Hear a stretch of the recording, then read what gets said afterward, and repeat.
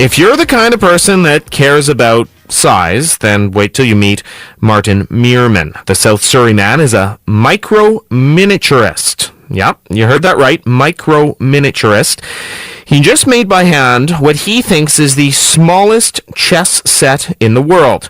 We visited Martin at his home to find out how his hands work such small magic.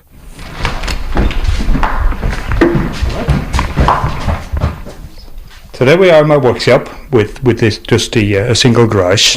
So I have a big lathe and a drill press and bandsaw and everything. That's the side of the workshop where I make big things. On the other side here, where we now go, is where I make really small things, the really small items.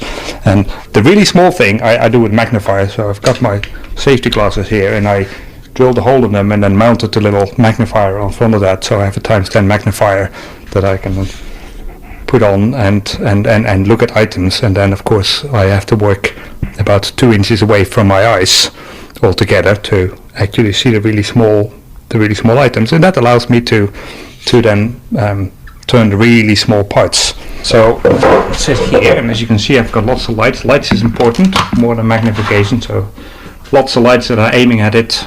Let's take the safety pin out of it there, so now it can turn. I'm not going to make it quite as small because we haven't got 2 hours to go and play with it all. So that's the wood starting to spin up. We have a little electronic control. So I'm going to make a king here.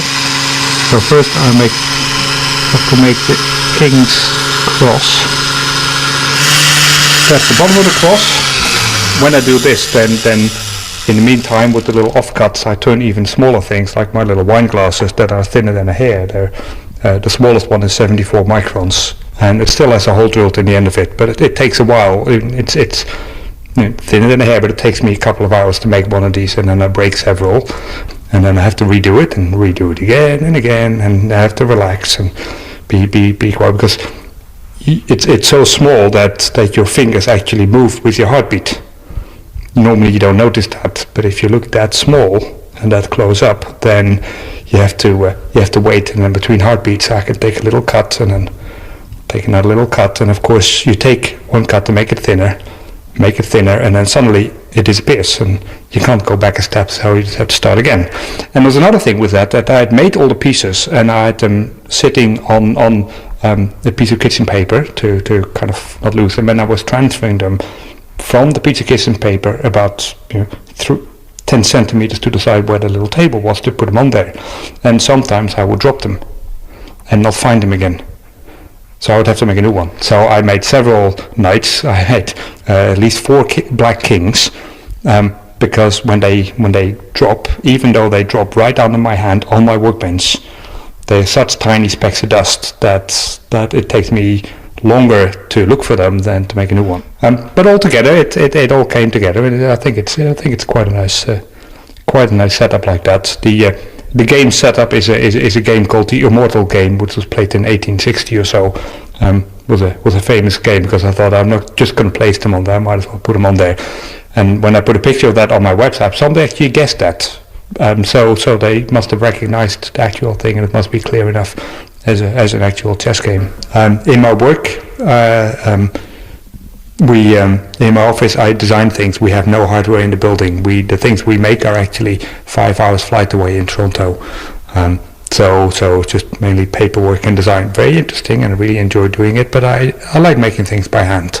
I tend to not really watch that much of TV. I spend my time making things, and I enjoy that. Everybody does their own thing.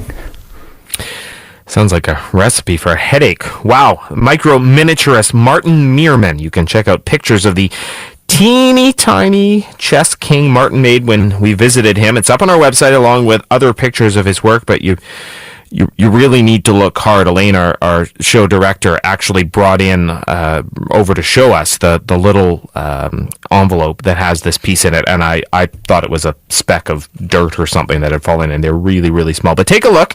Fascinating stuff. That's at cbc.ca/early edition. And thanks to Vic Leach at the Sapperton Community Hall in New West for telling us about Martin. Great story tip. Thanks.